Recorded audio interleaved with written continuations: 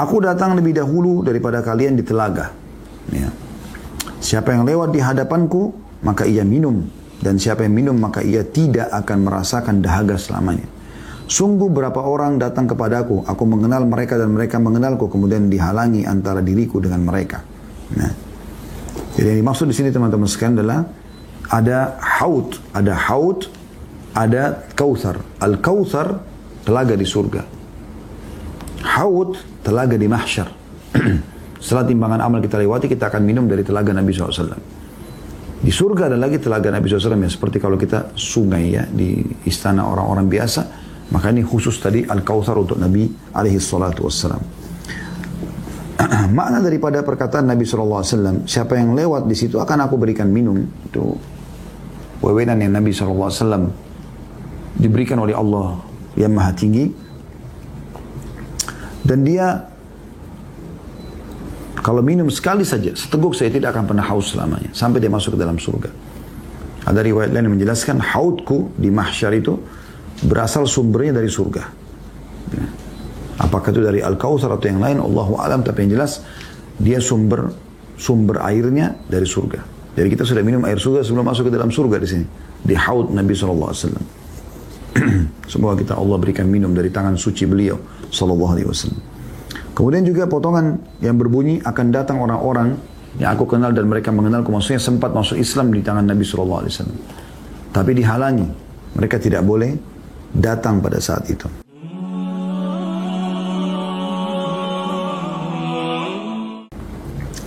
Kemudian dalam hadis yang merincikan masalah telaga Nabi SAW, kita bisa bayangkan bagaimana luar biasa besarnya, mewahnya telaga tersebut. Telaga air. Ya. Hadis nomor 43 dari awal belajar, Abdullah bin Amr bin As radhiyallahu anhu meriwayatkan sabda Rasulullah SAW, "Haudi masiratu syahr.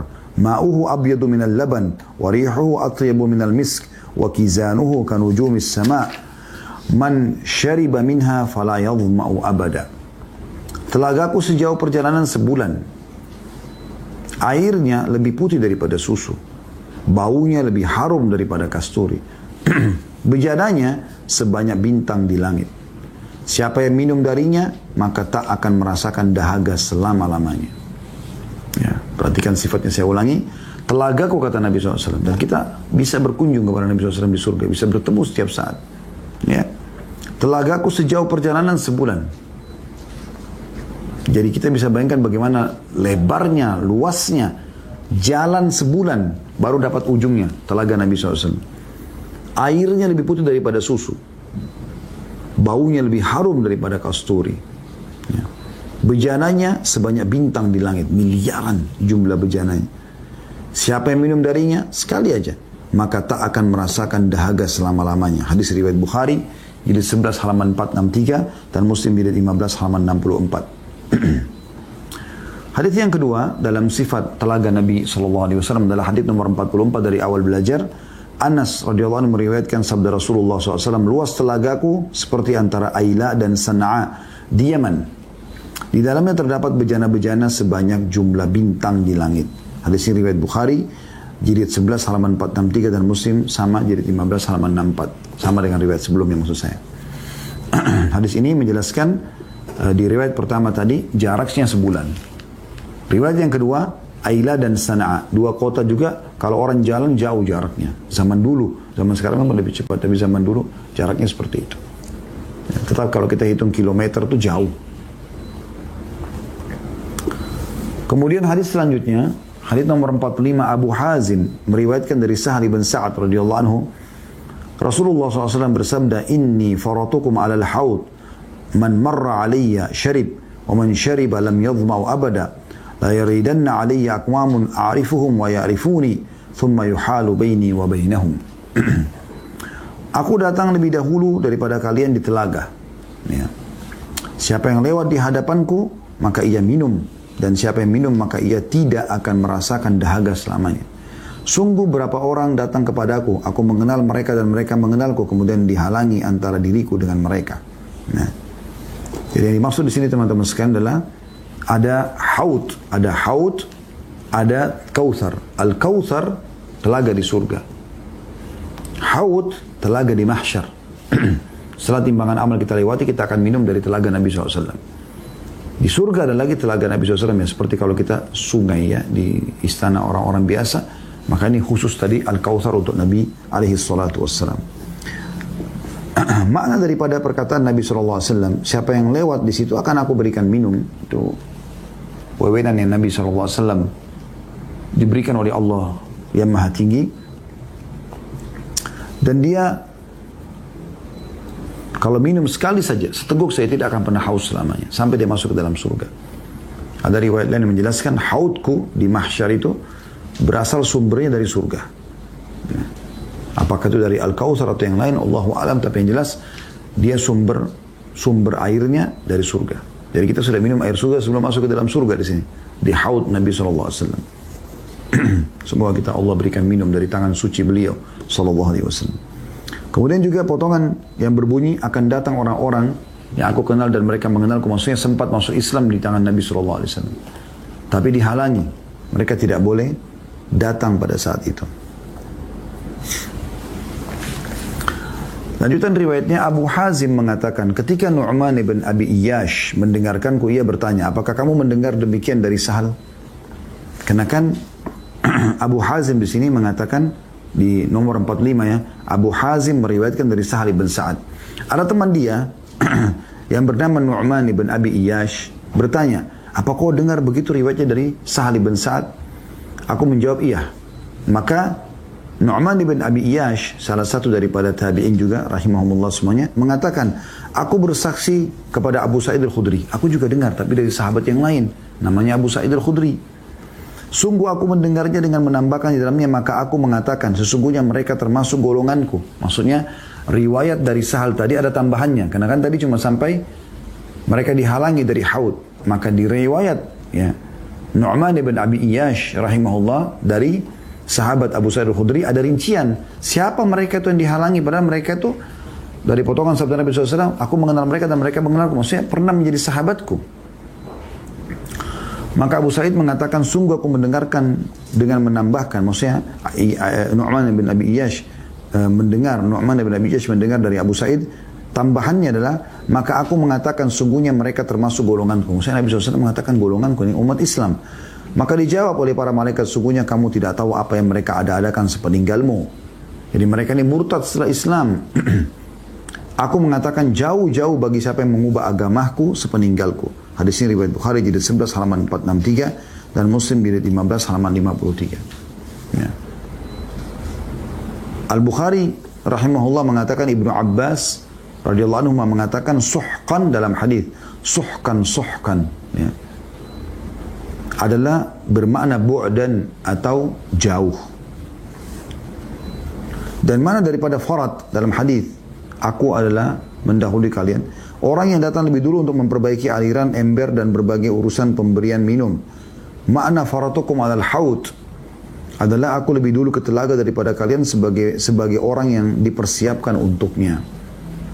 Ya, jadi hadis ini dikuatkan dengan dua riwayat sekalian ya. Riwayat yang pertama dari tadi ya, Abu Hazim melalui Sahal bin Sa'ad, cuma sampai ya, perkataan Nabi SAW, akan datang kepadaku orang-orang yang aku kenal dan mereka mengenalku, tapi mereka dihalangi, sampai situ saja.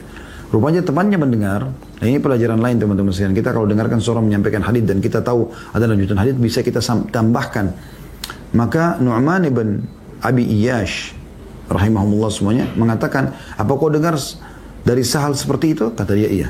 Maka dia bilang, aku benar-benar mendengarkan dan bersaksi dari Abu Sa'id al-Khudri yang bahwasanya Nabi SAW mengatakan mereka adalah dari golonganku.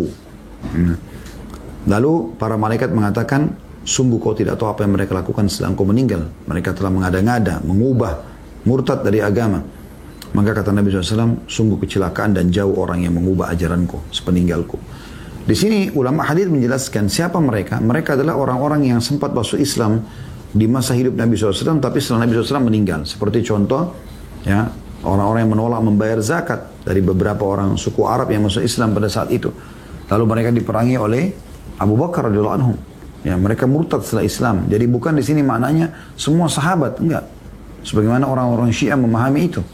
Mereka menganggap ini buktinya ada sahabat yang murtad, maka mereka dengan ini berhujjah bahwasanya betul kalau Abu Bakar, Umar radhiyallahu anhu itu adalah murtad dari Islam. Ini nggak benar.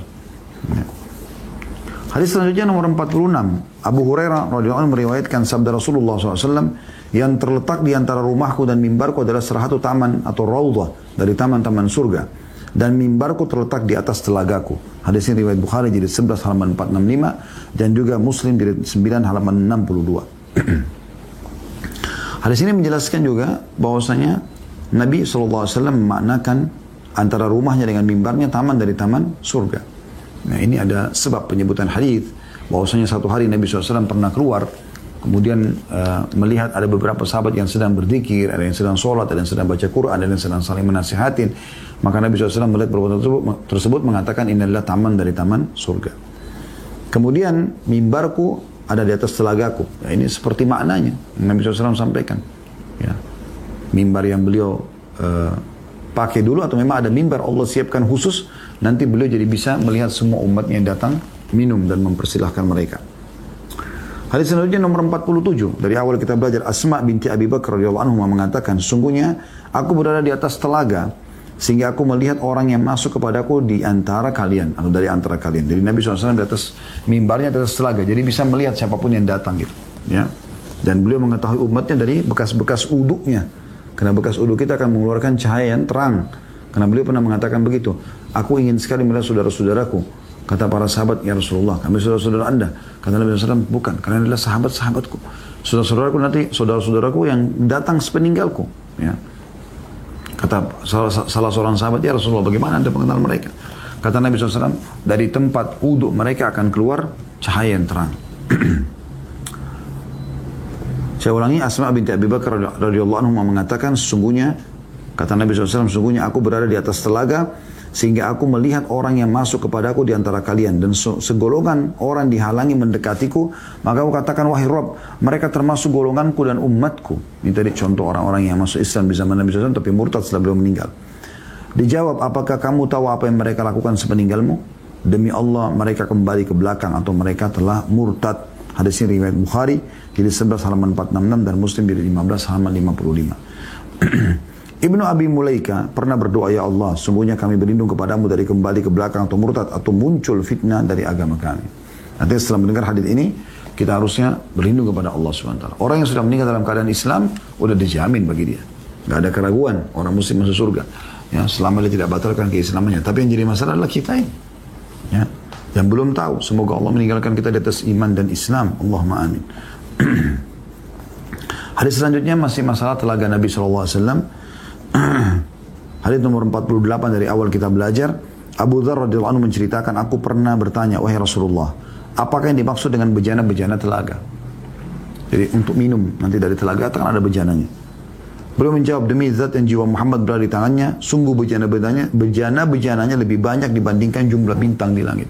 Ini Nabi SAW sumpah, bintang di langit karena banyaknya, ilmu cuma bisa bilang miliaran. Sejumlah itu bahkan lebih banyak, kata Nabi SAW, dari bintang di langit. Dan demi Allah kami percaya ini. Tidak ada keraguan dalam masalah ini. Ya. Yaitu di malam yang gelap lagi cerah. Bagaimana bintang-bintang bisa kelihatan di malam gelap dan cerah? Lebih banyak daripada itu jumlahnya. Siapa yang minum dari bejana surga, maka ia tidak akan dahaga selama.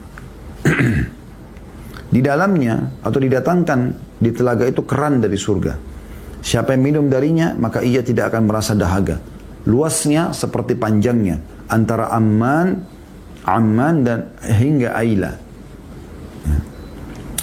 Airnya lebih putih daripada susu dan lebih manis daripada madu. Hadis ini riwayat Muslim di 15 halaman 62. Jadi dari hadis sahih ke hadis sahih penjelasan tentang masalah ini, ya. Jadi mirip seperti tadi.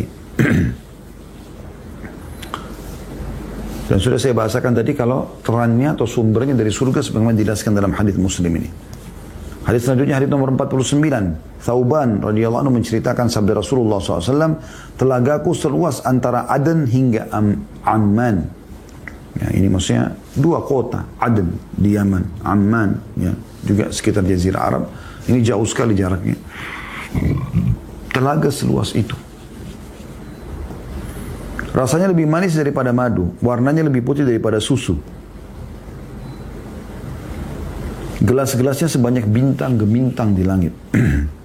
Siapa yang minum darinya, maka tidak akan merasa dahaga setelah itu selamanya.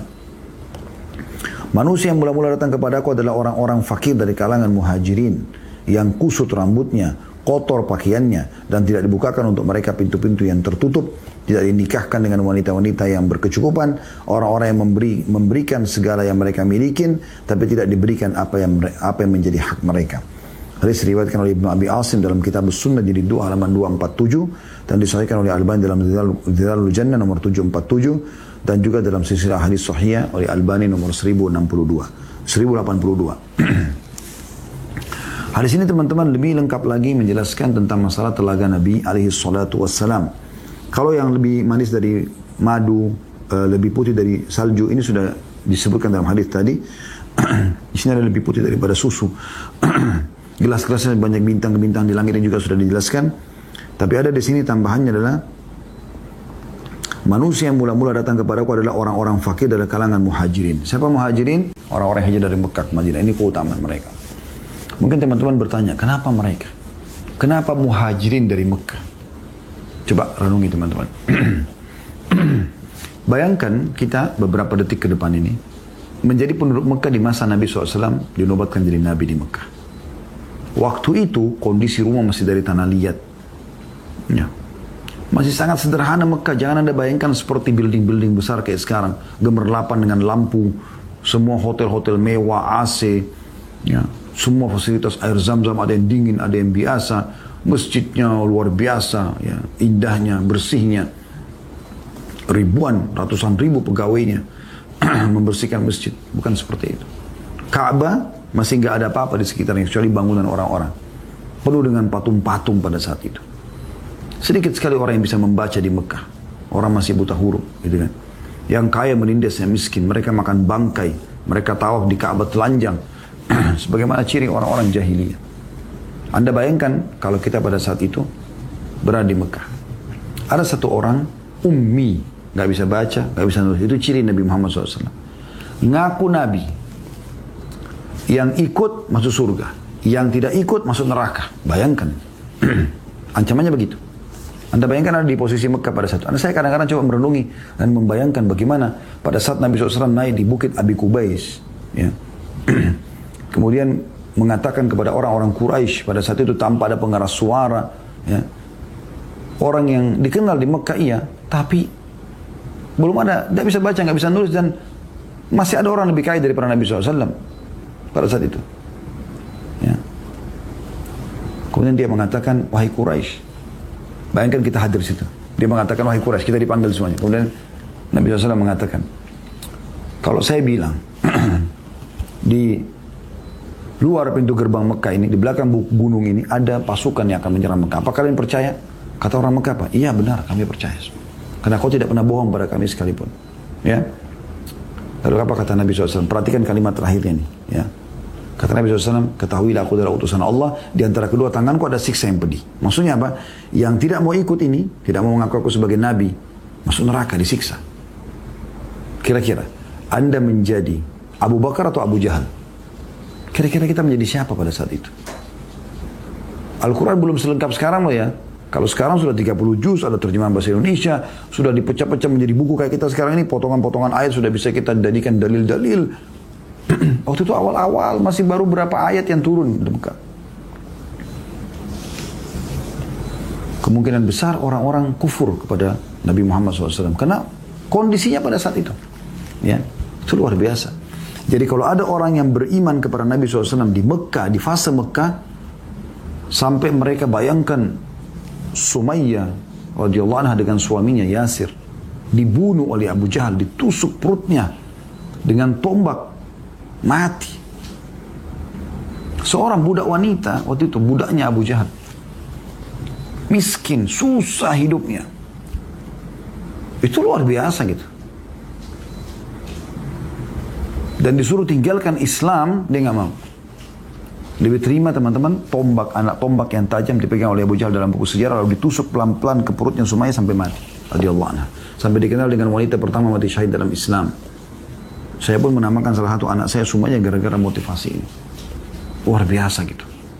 Keimanan yang luar biasa. Bayangkan kita disuruh pilih oleh penguasa yang berkuasa pada saat itu untuk mengikuti penguasa, tinggalkan agama Islam atau dibunuh. Di zaman sekarang orang banyak dibeli agamanya dengan sembako, ya. Apalagi kalau sampai dibunuh seperti itu. Itu luar biasa bagaimana mereka mempertahankan Islam. Bilal yang masyhur yang Anda sering dengar ceritanya, ya. Itu sebelum dia ditaruh batu yang besar di dadanya, itu ada beberapa athar menyebutkan dipakaikan baju besi yang panas. Jadi sudah luka-luka lalu ditaruh batu besar di dadanya. Tetap dia mengatakan Ahad, Ahad, Esa, Esa. Waktu setelah hijrah ke Madinah ditanya oleh para sahabat, kenapa Anda memilih kalimat Ahad, Esa? Kenapa Anda memilih itu? Waktu disuruh tinggalkan agama Nabi Muhammad SAW, dia mengatakan karena saya tidak menemukan perkataan yang paling mereka benci kecuali kalimat ini. Mereka tidak mau dikatakan Tuhan satu. Mereka bingung kenapa Nabi Muhammad SAW suruh kembali kepada Tuhan yang satu. Aja'alu alihatan ilahan wahida. Mereka selalu mengatakan gitu. Apakah dijadikan Tuhan satu? Tuhan nggak masuk akal mereka. Terus sebenarnya dengan bertauhid mengisahkan Allah satu, kita jadi lebih tenang karena kita tahu yang menciptakan langit, bumi, terlihat atau tidak terlihat adalah Allah. Selesai, tinggal menyembah Allah. Mengenal Allah kembali kepada kitab yang diturunkan Al-Quran dan mengikuti utusannya Nabi besar Muhammad SAW. Selesai, simpelnya begitu. Yang rumit ini adalah orang yang sengaja merumitkan permasalahan sebenarnya. Kan begitu. Jadi teman-teman luar biasa gitu, ya. Khabbab bin Arad radhiyallahu anhu. Di zaman Umar bin Khattab sampai Umar bin Khattab sendiri yang dulu kafir di Mekah ikut menyiksa umat Islam tidak tahu kalau Khabbab disiksa seperti itu. Di zaman khilafah beliau panggil siapa di antara sahabat yang masih hidup yang dulu melalui fase penyiksaan di Mekah. Beliau panggil. Di antaranya Khabbab radhiyallahu anhu. Khabbab bin Arad. Ini sudah kami ceritakan kisahnya, Anda bisa kembali ke playlist di YouTube insyaallah. Itu teman-teman sekalian, Khabbab radhiyallahu anhu ditanya oleh Umar bin Khattab di depan para sahabat, "Hai Khabbab, siksaan apa yang paling menyakitkan bagi kamu yang Quraisy lakukan pada saat di fase Mekah?" Khabbab tidak banyak bicara. Dia buka bajunya, subhanallah, di sebelah tulang belakangnya itu teman-teman ada bolong besar dari atas sampai ke tulang ekornya. Itu kalau genggaman dimasukkan bisa dimasukkan genggaman gitu. Jadi dalamnya begitu. Ya. Dan itu berwarna hitam kayak kena luka bakar. Sudah bertahun-tahun tidak bisa sembuh. Kayak bolong ke dalam, itu luar biasa. Umar begitu lihat langsung nangis. Dan sahabat yang lain semua menangis yang hidup pada saat itu. Setelah mulai reda dia mengatakan, Umar mengatakan, hai Khabbab, apa yang mereka lakukan padamu sampai seperti ini? Artinya Umar juga suka menyiksa dulu muslimin tapi tidak seperti ini gitu. Sebelum masuk Islam maksudnya. Radhiyallahu anhum ajma'in. Kata Khabbab, wahai Amir Mu'minin, mereka mendatangkan besi panas yang mereka taruh di tanah, kemudian mereka menyeret badanku, ya, itu dengan tangan kiri kanan dipegang, kaki ditarik oleh satu orang, jadi 4 orang, ditarik di atas besi tersebut sampai melukaiku seperti ini. Ini perjuangan yang luar biasa teman-teman. Tapi mereka bisa bersabar. Kita mungkin diancam pakai pisau aja mungkin bisa tinggalkan Islam. Mungkin diancam di PHK kerja tinggalkan Islam. Mungkin hanya dikasih penawaran pernikahan tinggalkan Islam. La haula wa la quwata illa billah. Padahal itu keselamatan akhirat yang kehidupan abadi dan dunia sebentar. Tapi manusia banyak tidak sadari masalah ini. Allahul musta'an. Allah tempat kita meminta pertolongan. Dan sekian banyak kisah para sahabat ridwanul alaihim yang bersabar di Mekah. Bagaimana mereka disiksa. Ya. Si Sumayyah tadi, suaminya Yasir juga dibunuh oleh Abu Jahal. Anaknya Ammar bin Yasir radhiyallahu anhu ajma'in. Terkenal Ammar, seorang sahabat yang mulia dijamin masuk surga oleh Nabi SAW. Waktu itu umurnya masih 14 tahun. Depan matanya ayah ibunya dibunuh oleh Abu Jahal. Lalu Abu Jahal mengatakan, hai Ammar, saya tidak akan bunuh kau seperti kedua ayahmu. Gampang tusuk mati, enggak. Saya akan bunuh kau pelan-pelan. Pelan-pelan saya kulitin kamu, saya pukulin kamu sampai kau tinggalkan agama Muhammad. Masih 14 tahun. 14 tahun umur kita sekarang. Allah musta'an. Allah tempat kita meminta pertolongan. Mungkin gampang sekali dibeli agamanya gitu. Ya, 14 tahun itu. Subhanallah. Pada saat itu Ammar bin Yasir radhiyallahu anhu karena sakitnya disiksa, maka dia mengatakan, iya saya akan tinggalkan agama Muhammad.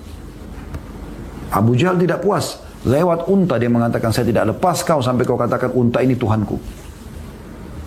Padahal dia pun yakin, Abu Jahal yakin Allah Tuhan. Tapi dia tetap menyuruh supaya dia puas untuk kepuasan hawa nafsu saja, bilang unta ini Tuhanku. Maka Ammar mengatakan itu Tuhanku. Dilepas. Habis dilepas oleh Abu Jahal dalam kondisi dia luka-luka. Kedua orang tuanya masih segar darahnya, depan matanya dibunuh. Ibunya ditusuk, ayahnya dibunuh. Dia langsung datang kepada Nabi SAW dalam kondisi menyesal. Ya Rasulullah, kejadiannya seperti ini. Saya menyesal, saya tidak bersabar. 14 tahun. Bagaimana orang tuanya kader ini? Luar biasa gitu. Semoga Allah mudahkan kita mencetak kader-kader umat yang luar biasa. Memiliki iman baja. Iman yang betul-betul kembali kepada Allah dan Rasulnya. Membela agama ini sampai mati. Itu luar biasa. Maka kata Nabi SAW, ya, hai Ammar, kalau besok kau disuruh lagi, lakukan. Karena turun firman Allah Subhanahu wa taala, inna man ukra wa qalbu mutmainnun bil iman. Jadi tidak dihitung murtad itu. Yang hatinya tenang, ya. Tapi dia benci dengan perbuatan tersebut. Dipaksa.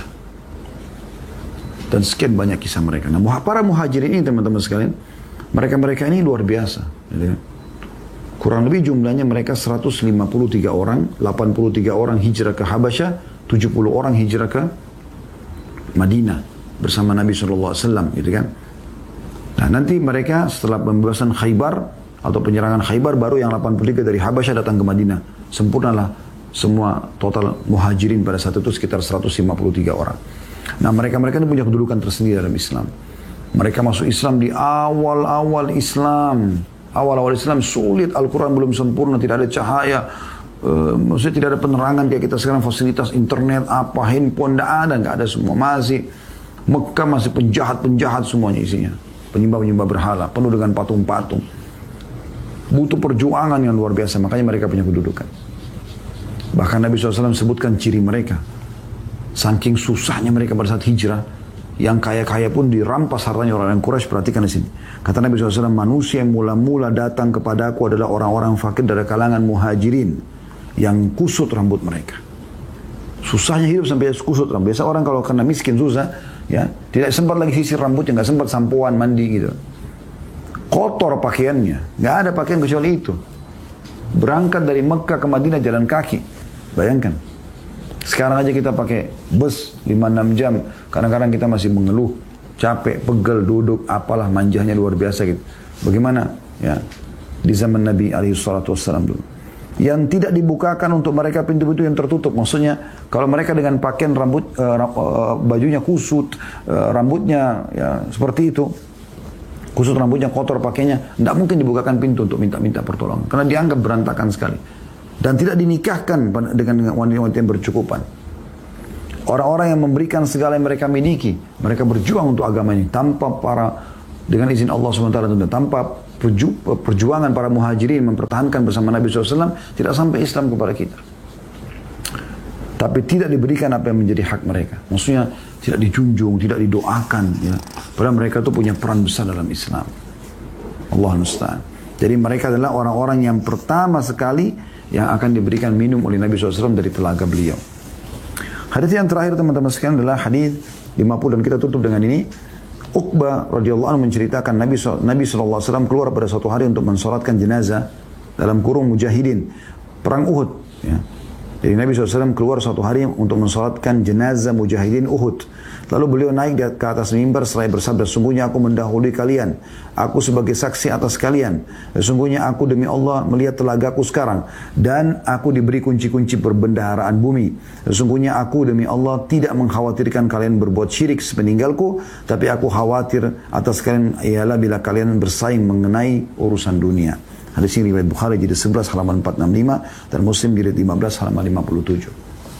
Hadis ini teman-teman adalah hadis yang sangat mulia, menceritakan kepada kita tentang mukjizat yang Allah SWT berikan kepada baginda Nabi alaihi salatu wassalam, yaitu beliau pada saat ya selesai mensolati jenazah syuhada Uhud, maka beliau kembali ke Madinah, naik di atas mimbar, lalu beliau ceramah ya untuk menyampaikan kepada para sahabat yang pada saat itu mereka terpukul karena muslimin sempat dikalahkan di akhir peperangan Uhud, kan?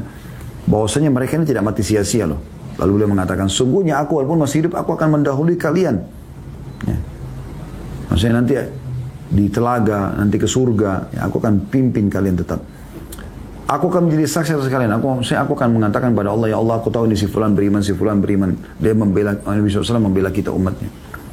Sesungguhnya aku demi Allah melihat telaga aku sekarang. Ini mukjizat yang Allah SWT berikan. Jadi Nabi SAW bisa melihat apa yang tidak dilihat oleh kita. Dan banyak kejadian seperti ini. Seperti yang Nabi SAW waktu ditanya oleh Abu Jahal tentang Masjid Aqsa. Ya. Pada saat beliau menceritakan tentang Isra dan Mi'raj, atau ditanya oleh orang-orang Mekah pada saat itu, maka Nabi SAW menggambarkan, beliau mengatakan, diperlihatkan kepada aku Masjid Aqsa, maka aku bisa menghitung tiang-tiangnya. Nah seperti itu, Nabi SAW diperlihatkan telaganya. Beliau mengatakan, aku demi Allah sekarang melihat telagaku. Ini benar-benar demi Allah benar. Saya pun bersumpah teman-teman, demi Allah ini benar yang Nabi SAW. Beliau melihat pada saat itu telaganya. Dan aku diberikan kunci-kunci perbedaan dunia. Maksudnya, umatku bisa jadi kaya. Ikuti syariatku, mereka akan bisa jadi kaya. Sedekah, ya, cari modal halal, segala macam ini. Itu akan dapat. Sungguhnya aku demi Allah tidak mengkhawatirkan kalian berbuat syirik meninggalku. Karena hampir semua dai ingatkan, tidak boleh syirik. Walaupun masih ada umat ini yang terjerumus. Gitu. Tapi Nabi SAW mengatakan, saya tidak ragu lagi. Tidak perlu saya khawatir umatku nanti akan sembah-sembah berhala kayak orang-orang Mekah. Enggak lagi. Ada sebagian mereka mungkin tapi sudah murtad dari Islam. Gitu kan. Tapi kalau umumnya tidak. Gitu. Tapi yang aku khawatirkan, kata Nabi SAW, justru karena perbendaharaan dunia yang diberikan oleh Allah Subhanahu Wa Taala, artinya kekayaan dunia ini akan diberikan untukku dan untuk umatku, maka kalian bersaing di sisi dunia. Akhirnya mereka saling menggibah, menjatuhkan satu sama yang lain. Itu yang terjadi di kalangan kaum muslimin. Allahu a'lam. Ini yang kita bahas insya Allah. Dan pertemuan akan datang kita akan lanjutkan bab ke-13, masalah pepohonan di surga.